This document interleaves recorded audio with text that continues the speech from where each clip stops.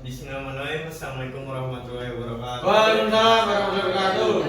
Perkenalkan, nama saya Perdana Rasid Mutakin dengan NIM 20.34017 dan teman saya Muhammad Rifan Nugraha dengan NIM 20.34016. Di sini kami akan mempresentasikan materi kami yang berjudul narkoba dan mahasiswa.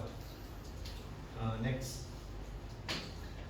Baik, yang pertama kita membahas apa aja sih potret permasalahan narkoba di Indonesia itu. Yang pertama itu dari geografinya yang terbuka menyebabkan narkoba itu mudah masuk dan menyebar di seluruh wilayah Indonesia.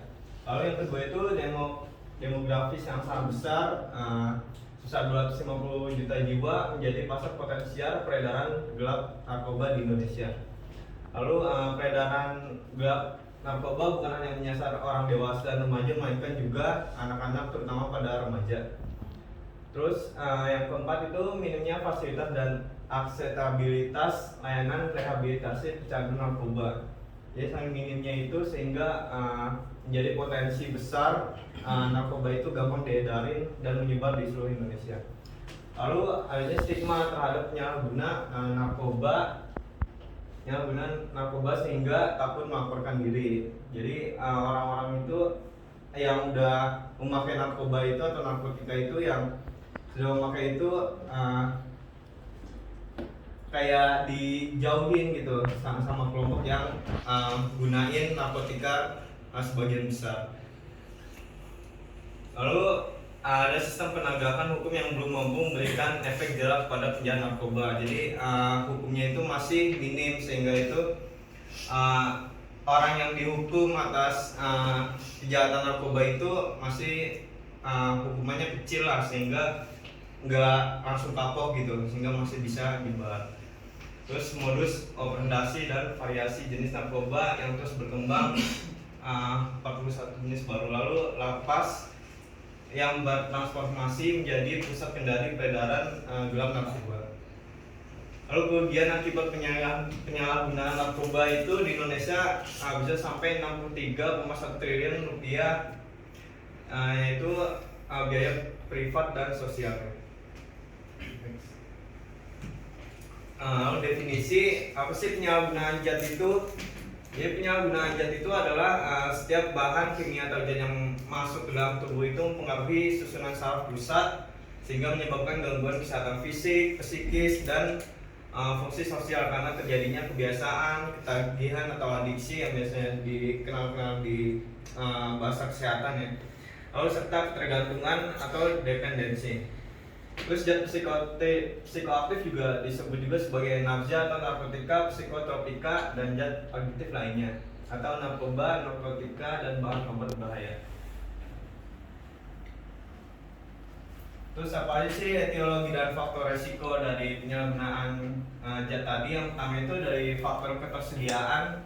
Jadi akses mendapatkannya itu bisa mudah, ada banyak link lah atau orang-orang yang beredarkan. Terus cara penggunaannya juga mudah.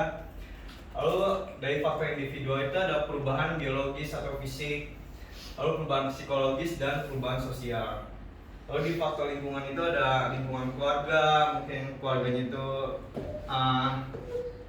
menggunakan narkoba juga ya, mungkin dari ayah gitu, terus habis itu yang lainnya setuju mungkin ya, terus habis itu jadi berubah.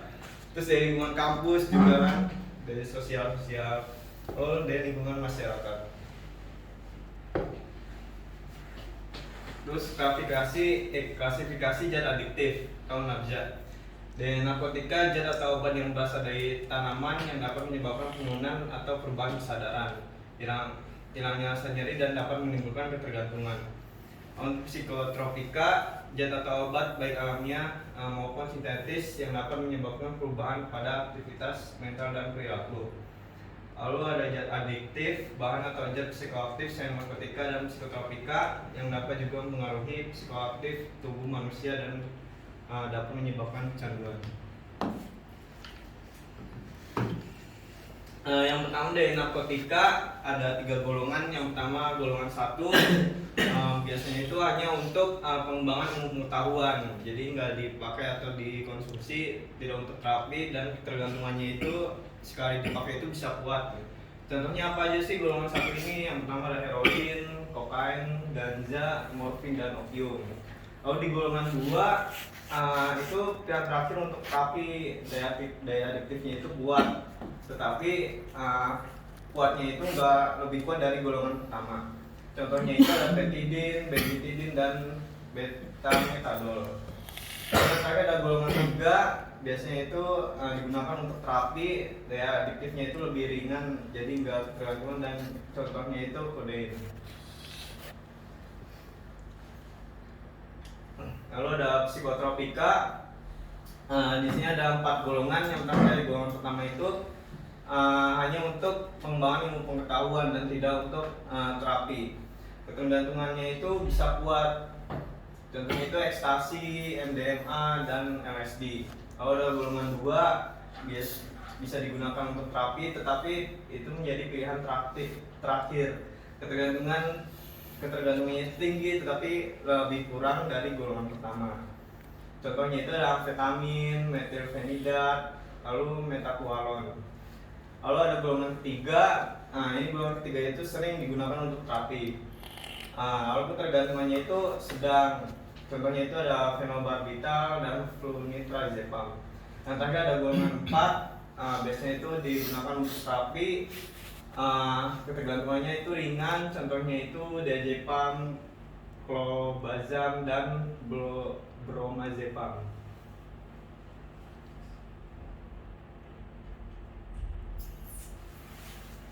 Terus zat aktif lainnya itu selain yang tadi itu ada minuman beralkohol, lalu zat inhalasi atau lem, lalu ada nikotin atau rokok.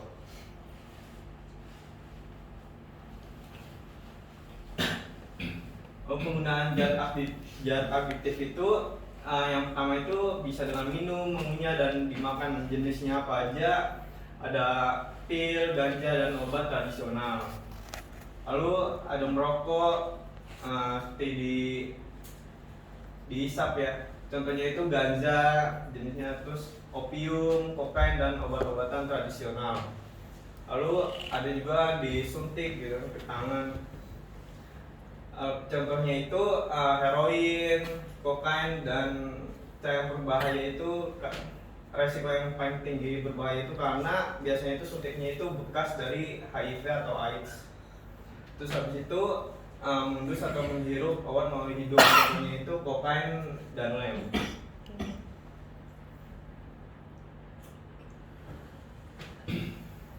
Tanda dan gejalanya apa aja sih orang yang menggunakan zat adiksi?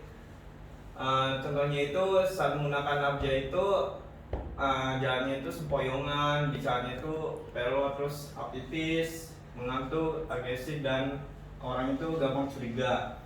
Yang kedua itu bila overdosis itu saat nafas itu sesak, denyut jantungnya dan nadinya itu lambat, kulit terasa dingin, dan nafasnya lambat. Lalu yang ketiga, bila sedang lagi ketergantungan atau putus zat itu, atau di bahasa kesehatannya withdrawal, dia itu gejalanya ada jalan sempoyongan, mata dan hidung berair, menguap terus menerus, sering mengantuk ya. Terus diare, rasa sakit di seluruh tubuh, takut air sehingga malas mandi, kejang, dan kesadaran menurun. Lalu yang terakhir, penggunaan dalam jangka panjang itu, diantara itu gejalanya penampilannya tidak sehat dan tidak peduli kesehatan dan kebersihan. Mungkin selanjutnya akan datang teman saya di kelas. Silahkan. Oke, di sini aku menjelaskan bagaimana adiksi itu bisa terjadi atau ketergantungan itu bisa terjadi, atau patofisiologinya kenapa bisa ketergantungan terhadap zat aktif ya. Zat aktif tadi pertama ada dimulai dari narkotika, psikotropika, sama zat aktif lainnya. Nah, yang pertama terdapat tiga tahap siklus pada adiksi atau ketergantungan. Yang pertama intoksikasi. Intoksikasi itu sendiri yaitu pada saat dia mulai pertama kali menggunakan atau mencoba-coba zat tersebut. mau narkotika, mau psikotropika, mau zat aktif lainnya, rokok, lem, dan tadi apa? Alkohol. Tuh. Nah, pada saat dia memulai atau mencoba-coba terjadi intoksikasi, nah yang terjadi pada otak itu pada yang warna biru ini, pada dorsal striatum, globulus pallidus, sama thalamus. Nah, apa yang terjadi pada keadaan mencoba-coba zat tersebut atau memulai menggunakan zat tersebut? Yang terjadi adalah reward system. Reward system, kita merasa bahagia, cemas hilang, depresi hilang. Yang kita sering kenal adalah nge-fly, pikiran bebas. Nah, setelah intoksikasi ini selesai, terjadilah siklus yang kedua adalah withdrawal. Withdrawal ini kondisi di mana dia setelah tidak memakai zat tersebut, atau kondisi pada saat putus zat. Nah, pada saat putus zat yang terjadi adalah pada bagian yang merah ini, amigdala sama basal nukleus ya. Yang terjadi apa? Nah, di situ terjadi gangguan. Gangguannya apa? Biasanya timbul stres, stresor dan sebagainya. Kenapa? Karena pada saat intoksikasi tadi, kita yang biasa atau mencoba-coba, kita otak merasa bahwasanya tadi kan kita terkena reward system ya, atau kita merasa senang dan sebagainya. Dan pada saat putus zat itu malah terjadi dia stres dan sebagainya. Kenapa? Ya kita otak bertanya, kenapa kita tidak ada stimulus pada saat seperti intoksikasi gitu loh. Jadi malah dia yang neurotransmitter lainnya seharusnya merasa terinduksi untuk mendapatkan reward system itu, dia tidak terjadi gitu loh.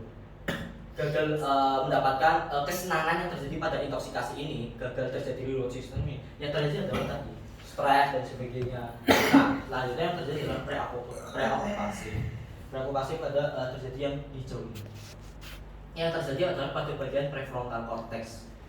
Nah, apa yang terjadi pada prefrontal cortex tadi, yaitu terjadi penurunan fungsi dari prefrontal cortex yang seharusnya kita bisa menahan, kita kuat loh menahan untuk terjadi withdrawal ini atau siklus intoksikasi ini gitu. Nah, terjadi penurunan fungsi, jadinya itu jadilah kembali ke siklus mencoba lagi, dia putus zat, dia stres lagi, dia ingin mencoba lagi, dan muter terus seperti itu. Itulah terjadi pada saat adiksi atau bagaimana terjadinya ketergantungan.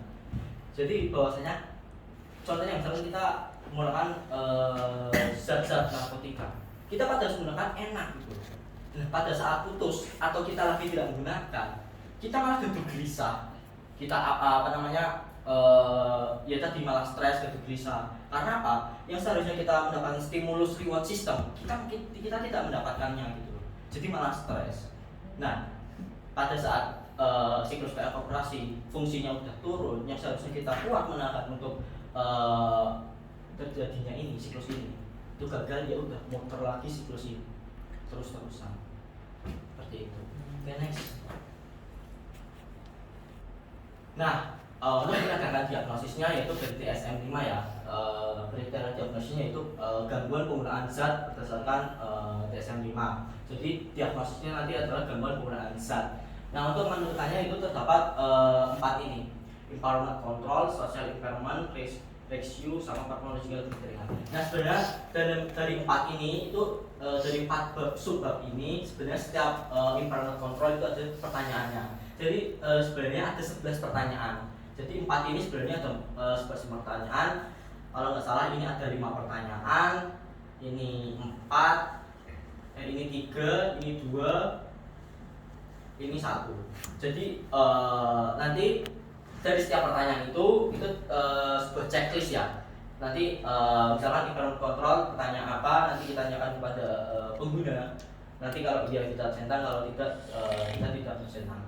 Jadi ada 11 kriteria pertanyaan atau diagnosisnya sebenarnya pada ini terdapat 4 subbab ini, yaitu impairment control, social impairment, ratio, sama pathological criteria. Oke, next. Nah, untuk tata laksana, bagaimana tata laksana untuk orang adiksi atau ketergantungan dari obat-obatan. Yang pertama ada rehabilitasi. Kita sering mendengarkan orang narkoba itu direhabilitasi. Apa yang terjadi pada rehabilitasi yaitu psikoterapi CBT, cognitive behavioral therapy. Jadi dia di terapi kognitifnya, dia dibiasakan untuk perilakunya itu diatur dalam rehabilitasi ini. Terus ada terapi substitusi sama detoksifikasi. Nah untuk farmakoterapi ini tergantung kondisi. Contohnya kondisi intoksikasi atau overdosis. Contohnya dia lagi sedang menggunakan, ya kan, sedang menggunakan, terus tadi timbul gejala yang aneh-aneh, dia ngamuk dan sebagainya kan, kita dibawa misalkan ke rumah sakit, berarti dia masuk dalam kondisi intoksikasi atau memang lagi kena gitu, lagi overdosis. Atau kondisi putus zat, kita di withdrawal, dia stres, gelisah karena tadi gagalnya reward system yang terjadi pada dia. Terus habis itu kondisi komorbiditas, dia pada saat antara ini atau ini, tapi dia memiliki penyakit yang lain. Itu bisa kita farmakoterapi berbeda dengan antara putus zat sama intoksikasi. Terus aktivitas penunjang, kita bisa meditasi, terus group discussion dan juga self help group. Ini biasanya terjadi juga pada rehabilitasi. Jadi dikumpulkan antara orang-orang pengguna itu berkumpul seperti group discussion dan dia membicarakan bagaimana. Misalkan ada satu orang dia sudah istilahnya sama pihak rehabilitasinya dia sudah bebas gitu loh. Dia bisa saja bukan ditahan, dia dipertahankan sebentar di situ untuk membantu grup discussion. Jadi bagaimana dia bisa lepas dari ketergantungan itu, dia ceritakan kepada orang-orang pengguna lainnya. Ketika dia sudah selesai, berarti misalkan ada lagi yang dia ketergantungannya bebas, dia menceritakan lagi ke teman-teman lainnya. Jadi seperti group discussion, gitu, ngobrol bersama pengguna. Oke, next. Nah, untuk edukasinya yang pertama ada gaya hidup positif ya, maksudnya setelah itu melakukan aktivitas yang juga yang positif. Terus juga kita bisa mencoba dengan kegiatan fisik, olahraga, yoga, dan juga istirahat yang cukup. Yang terakhir juga tidak merokok dan minum alkohol. Dan yang pastinya sebenarnya untuk edukasi tadi bagaimana kan kita balik lagi pada faktor penyebabnya. Ada lingkungan, ada sosial, ada masyarakat, ada teman, bahkan lingkup kampus pun bisa terjadi. Dan juga tadi tidak hanya terjadi sekarang, tidak terjadi pada orang dewasa, remaja, bahkan anak-anak sudah mulai masuk gangguan zat aktif seperti itu. Oke,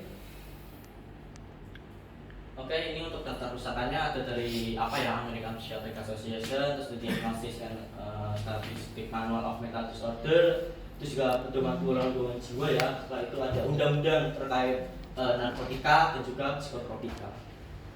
Oke, terima kasih. Sekian presentasi terkait nafsa atau narkotika, psikotropika, zat adiktif lainnya dari aku sama Rosid. Kurang lebihnya mohon maaf. Sebelum aku tutup, mungkin ada pertanyaan dari teman-teman, silahkan. Mau izin tanya kak. Oh iya, baik. Buat yang orang-orang yang kecanduan alkohol, Iya. itu kan mereka itu kan nggak separah sama yang narkotika itu kan, Iya. kecanduannya. Nah itu dia bisa nggak sih nangani dirinya sendiri biar nggak kecanduan gitu? Sebenarnya bisa. Kembali lagi pada bagaimana edukasi. Edukasinya bagaimana? Contohnya paling simpel adalah bahwasannya lingkup teman atau lingkup bagaimana dia menggunakan. Ketika dia bisa menggunakan bersama-sama, maka dia menghindari hidup pola hidup lebih positif. Positif dalam artian kan banyak. Dia bisa mencari yang teman yang dia anggap memang itu baik, itu bisa, atau dia memang pada intinya dia harus sadar diri sendiri dulu. Izin tanya kak, kan tadi ada 3 tahap kan untuk yang gangguan dari zat aktif itu sendiri. Nah kalau pas di masa preokupasi kan itu maksudnya masa pemulihan dia kan, biar dia nggak balik ke withdrawalnya kan sebenarnya dan nggak balik ke dia mengkonsumsi. Nah itu pas dia berusaha sekuat tenaga untuk di masa preokupasi itu dia bisa nggak jadi kerusakan otak? Oke. Baik, dari hasil yang aku baca ya, sebenarnya terjadi pada preokupasi tadi terjadi penurunan fungsinya prefrontal cortex ya. Ini yang hijau ini. Tapi dari pertanyaannya tadi, apakah bisa terjadi kerusakan otak ya? Bisa sebagian atau keseluruhan?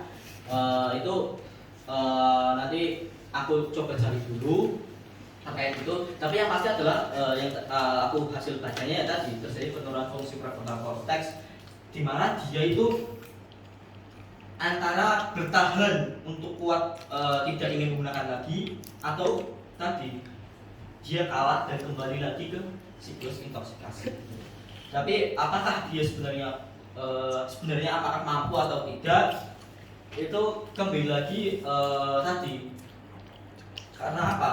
Sebenarnya kan terjadi pada tata laksana tadi ada rehabilitasi, ya kan? Nah, pada rehabilitasi apa yang terjadi? Tadi ada CBT dan sebagainya. Itu kan sebuah treatment perilaku gitu. Kalau dia bisa mentreatment perilaku itu bukan sesuai, mencoba untuk mencoba, contohnya paling mudah adalah hal positif dan sebagainya. Misalkan kita lagi pengen banget, kita keluar olahraga, lari dan sebagainya gitu. Atau tadi CBT. Nah, tapi untuk CBT lebih banyak memang sudah masuk pada tadi ya, direhabilitasi seperti itu. Tapi untuk pertanyaan tadi bagus, nanti coba aku cari ya, apakah dari penggunaan zat ini, mau narkotika, psikotropika atau zat adiksi yang lainnya, itu bisa mempengaruhi keseluruhan otak dari manusia. Itu nanti aku coba cari dulu. Oke, terima kasih.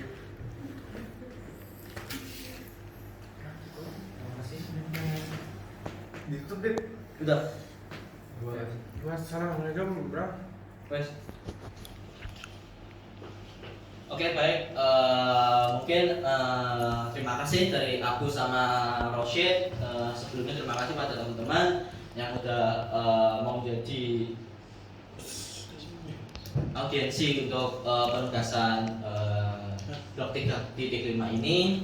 Kurang lebihnya dari aku sama Rosyid, mohon maaf. Wassalamualaikum warahmatullahi wabarakatuh. Waalaikumsalam warahmatullahi wabarakatuh.